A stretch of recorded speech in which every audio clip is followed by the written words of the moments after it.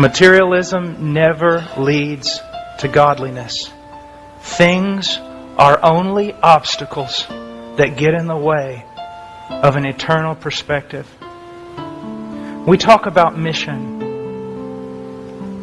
There will be some of our brothers tonight in places around the world on mission for God. They will starve to death tonight because of their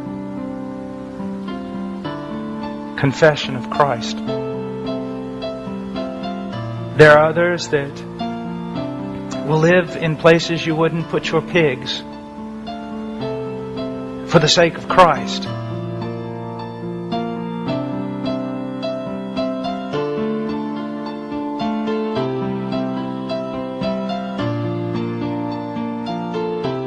Let me ask you something. How much has Christianity cost you? How much has it really cost you? How much have you had to suffer for the sake of Christ? How much have you lost for Him?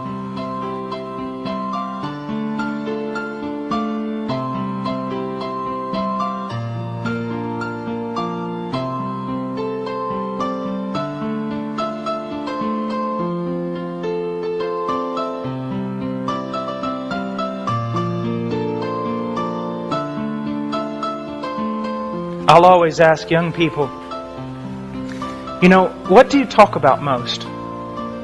There's your God. What do you think about most? There is your God. What do you have your eye set upon? There is your mission, and your God, and your heart, and your treasure.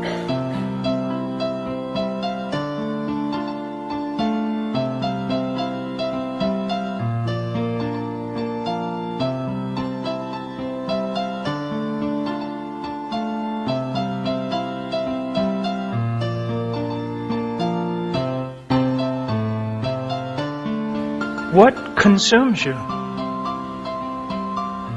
One of the worst things you can do is reduce Christianity down to a moral thing you do because it's what everyone else who is moral does.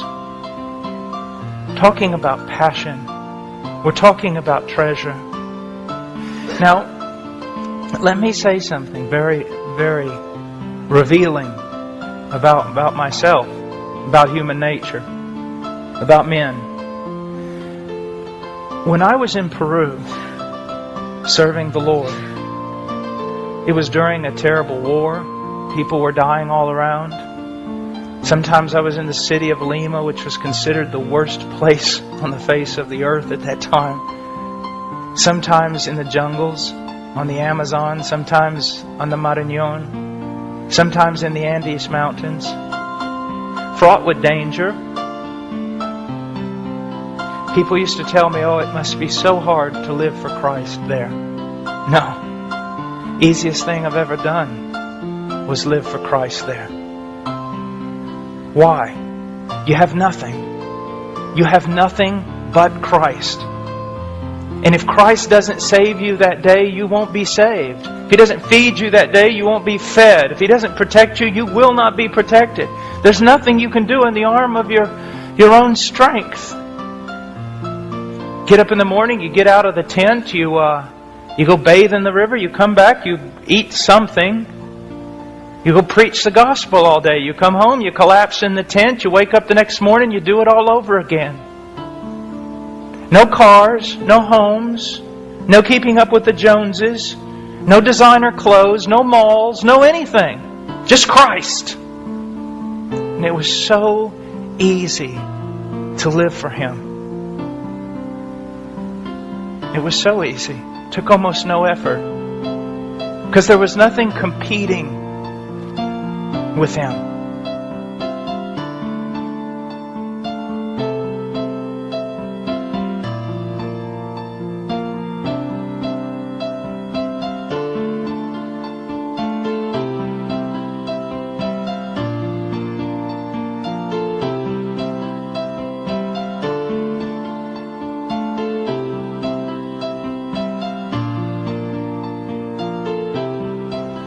I feel like one of the worst things that ever happened to me, even though I know it isn't because it is within the will of God, God called me to come back to the United States. Oh, it was hard. It was horrible. It still is.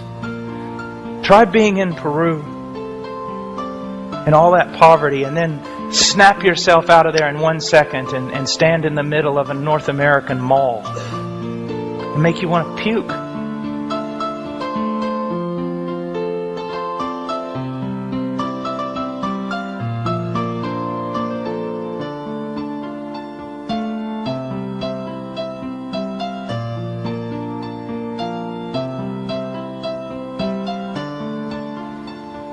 Look around at everything that glitters and shines. Just make you nauseous. It is not hard to live for Christ in Peru. It's hard to live for Christ in the United States of America. Such a battle. And to be honest with you folks, we're losing it. We're losing it.